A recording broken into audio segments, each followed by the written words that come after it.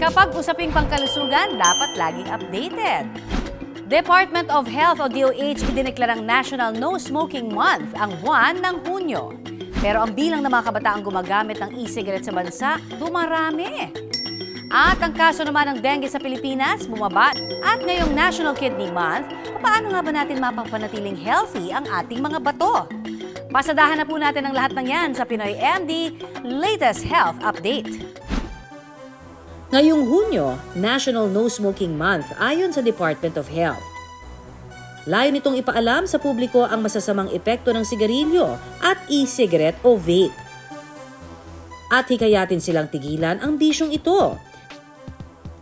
Pero ang nakababahala, ayon sa Health Promotion Bureau Representative ng Department of Health na si Armond Arguellas, bumaba man ang bilang ng mga gumagamit ng tobacco sa Pilipinas sa loob ng 10 taon, tumaas naman daw ang bilang ng mga kabataang naninigarilyo.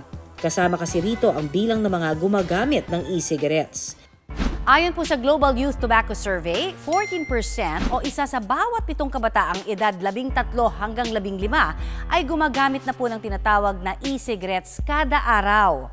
Pero ayon po sa batas, ang edad na yan ay hindi pa raw dapat pinapayagang manigarilyo. Ang isa sa nakikitang dahilan nito, ang accessibility o madaling mabili sa mga tindahan, kiosk o kaya naman online.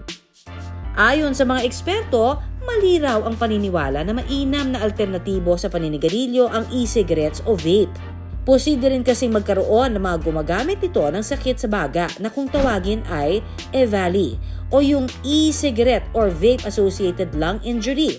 Sa ngayon, inaaral ng Department of Health na amyendahan ang batas para itaas ang legal age sa paggamit ng vape. Mula 18 years old, gagawin na itong 21 years old. Ngayong nadadalas ang pag-uulan sa ilang mga lugar sa ating bansa, hindi humawawala riyan siyempre ang kaso ng dengue.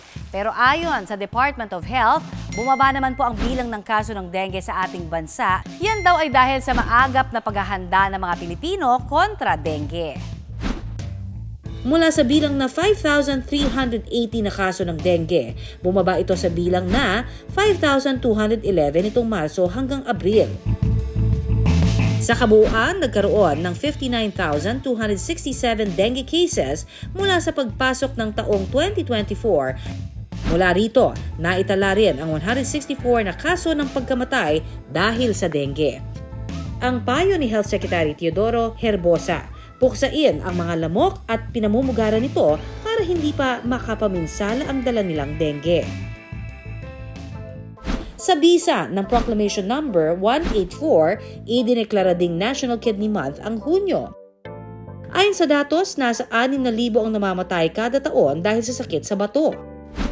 Ang ilan po sa mga palatandaan na ikaw ay may sakit na sa bato ay pamumugto ng mata, pamamaga ng ilang bahagi ng katawan lalong-lalo na sa bukong, pananakit ng likod lalong-lalo na sa may bandang ibaba o rib cage, pagbabago sa dalas ng pag-ihi, at pagtaas ng ating blood pressure.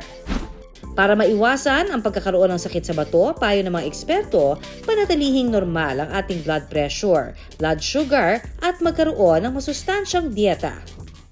At yan po ang ating Pinoy MD Latest Health Updates ngayong pong buwan ng Hunyo. Laging tandaan, basta usaping kalusugan, dapat laging updated ka.